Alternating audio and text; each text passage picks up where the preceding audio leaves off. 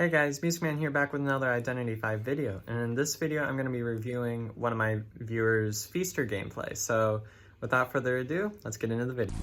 Alright, so now we're going to be looking at some Feaster gameplay, and you got the Poseidon skin, so I like that.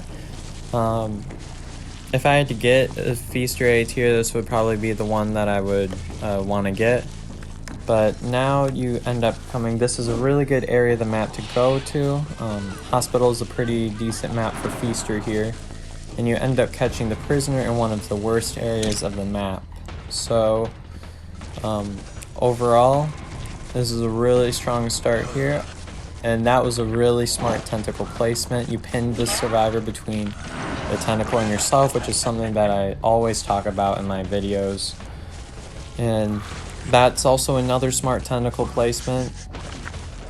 Through all these smart tentacle placements, Feaster is really able to hard counter tight kiting, which is a problem for a lot of hunters. Like, for instance, Geisha has that problem a lot sometimes too. If she can sometimes get looped a lot. So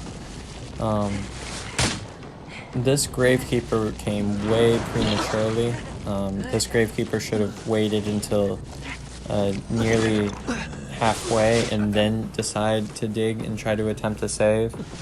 But really, all that's happening here is he's basically feeding you presents. So Feaster's camping gets better the later in the game it is. So the Gravekeeper is down. Okay, you place a peeper next to him, and that's unfortunate that that attack missed. Otherwise, he might have been able to fully stuff a save. Even though the Seer does have a bird, so he would have been able to rescue anyway.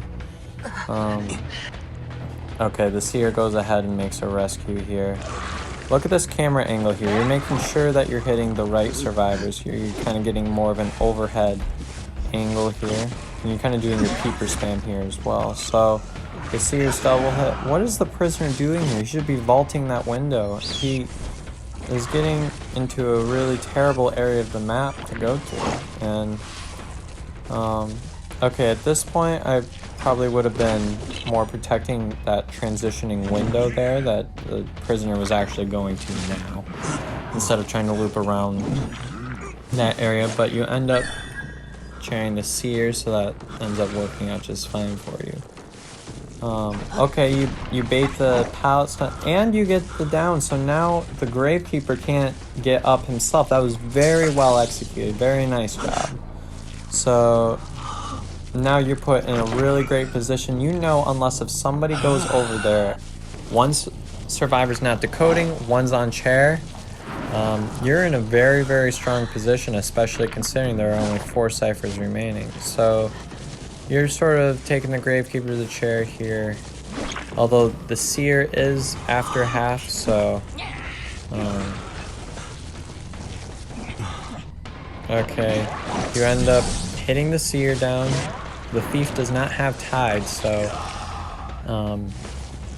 that worked out very well for you. Now, one thing with the Thief is that sometimes you're able to use your charge attack to get way up close to him. I haven't seen many people do that, use an ability to try to look away from the Thief, but it's really hard to follow the survivor that way, and ultimately he is going to get away, but it doesn't really matter so much because you've got multiple survivors on the ground not decoding. So 2 ciphers remaining. They got the prisoner popped a couple ciphers, but now if I were you, I would take this Seer to a chair right now, because the Seer is dead on chair. So you really should just go ahead and take him to a rocket chair, just to make sure that he can't get up and kite any longer than he's able to. So now, okay, you're doing what I said. You should go take the Seer to a rocket chair. And now that's 1 survivor eliminated, but there is only 1 cipher remaining. So you're gonna use your trump card and you're gonna teleport over here, so that works out really nicely for you. If I were you, yeah, I would still end up chasing the Gravekeeper. Now at this point, one cipher remaining. Remember, when there's only one cipher remaining, you need to focus less on chase and more on disrupting. So if I were you, I would have started looking around for where that last cipher was being decoded. But now you're just kind of chasing the Gravekeeper through hospital, and the survivor's able to waste a whole lot of time if you actually chase them in hospital, especially as a feaster here. But you do end up getting the down here, and no cipher pop. Apparently that cipher was not primed, so okay, I think the prisoner was trying to threaten a stun there, but you gotta keep an eye out for how much is remaining on that last cipher here. So yep, you should break that prisoner connection here. That could stall quite a bit of time, and that cipher is almost done. If the survivors really wanted to, they could probably rush this cipher right now. Wow, that was lucky that tentacle hit. Okay, you're just using your tentacles here, avoiding hit recovery. Yeah, they seem pretty bound and determined to finish this cipher. At this point, you should try to Nightmare Gaze one of them and just start spamming tentacles right next to them. Yep, you Nightmare Gaze the thief. Nice job there.